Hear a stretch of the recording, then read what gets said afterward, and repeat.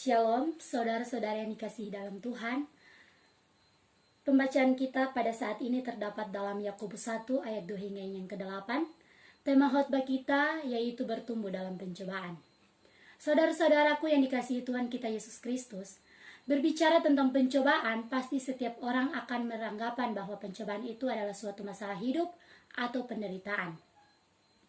Berbicara masalah hidup, pasti setiap manusia tidak ingin menerima atau merasakannya. Dalam hal ini, pasti setiap orang ingin menghindari hal tersebut.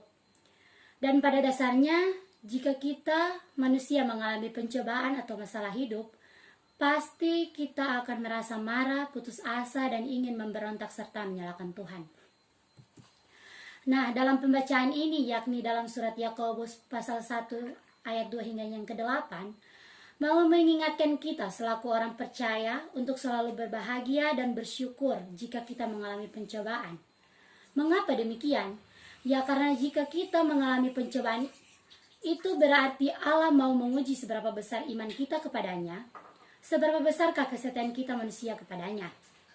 Surat Yakobus juga mengingatkan kita selaku orang percaya untuk selalu memelihara dan melatih ketekunan atau kesabaran kita selaku orang percaya. Biarkan ketekunan atau kesabaran bekerja dalam diri kita dalam menghadapi berbagai macam pencobaan hidup. Karena jika kita sudah memiliki ketekunan, pasti kita akan tahan uji dalam setiap pencobaan. Maka iman percaya kita selaku orang Kristen akan selalu bertumbuh dan diperlengkapi menjadi orang Kristen yang kuat dalam iman dan kepercayaan.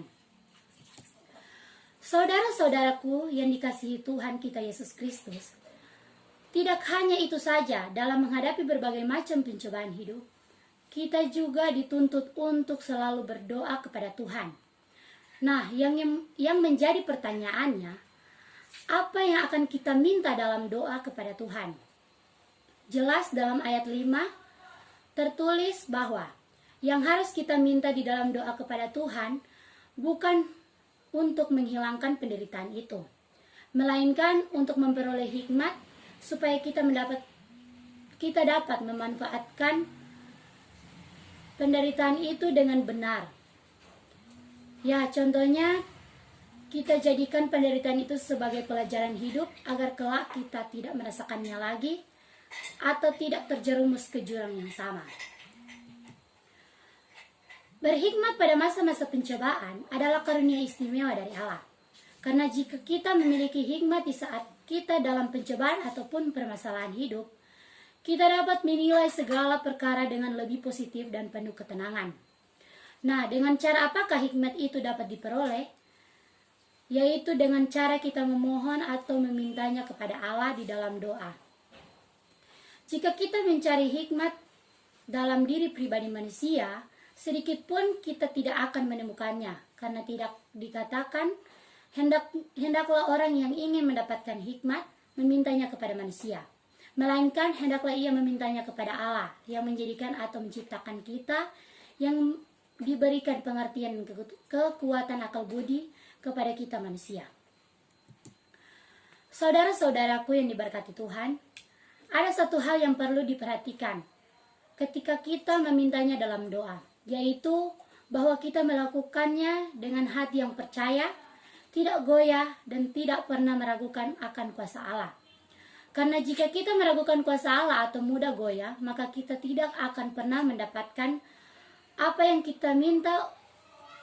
Untuk itu, kita harus memiliki tekad yang kuat, ketulusan niat, dan keteguhan hati saat kita meminta kepada Allah. Karena jika demikian, maka percayalah, Allah akan berkuasa di dalam kehidupan kita dan memberikan jalan dari masalah dan penderitaan yang kita hadapi.